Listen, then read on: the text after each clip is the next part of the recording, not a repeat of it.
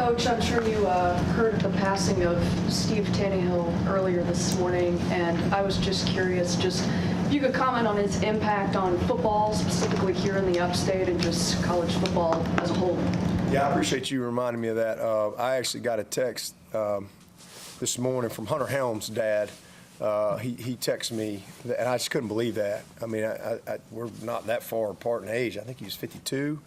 But, man, I've got great memories from Steve. In fact, I was playing at Alabama. I believe it was my senior year. It was my senior year, and he came to Tuscaloosa on a visit with his family. Never forget it. I will never forget it. In fact, you can ask Prince Wimley. We were just talking about this.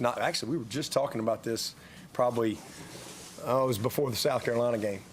And we're all out there practicing in the indoor there in Tuscaloosa. And it was like December, kind of this time. And, you know, you could take visits in December. And here comes this guy, walks in, and we're playing for Gene Stallings. And, you know, we all know Gene Stallings as players. And he shows up, we got the recruiting guy with him, and he had that long hair.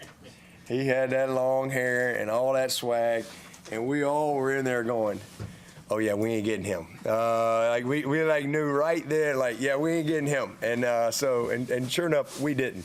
And he goes to South Carolina, and so when would his freshman year been at South Carolina? Anybody know? It was his freshman year. So this was 91 then, okay? So this was my junior year. So this was 91, because my last game in Tuscaloosa as a senior was against South Carolina. That was my last game. And I think that was the week they had like boycotted the week before or something, and then they came to Tuscaloosa, and that was my last game ever in Tuscaloosa. Had a couple catches in that game, but I just remember that, and Steve was on the team then. And then, you know, I have no idea where life's going to take you. Fast forward, I end up at Clemson, and he ends up becoming a high school coach. And he was at a couple different places. He was up on Highway 9. I want to say he was at Chesterfield, or not Sherrall, but he left there, and I think he went to Union County. I think that was his last job, maybe.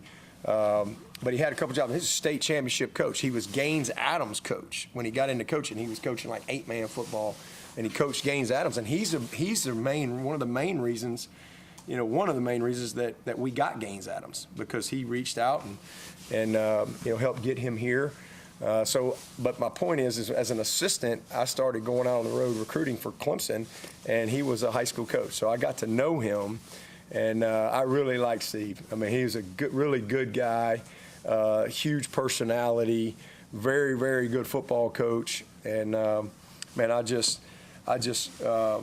really kind of just, you know, took my breath away a little bit. But I prayed for his wife this morning, because Helms asked me to. And so just, yeah, prayers with all the Taneyhill family, all the South Carolina people who loved him as a player, because he's one of the greats in this rivalry for sure, and definitely left an impact with a lot of people in who he was. So thankful that I got a chance to know him as well.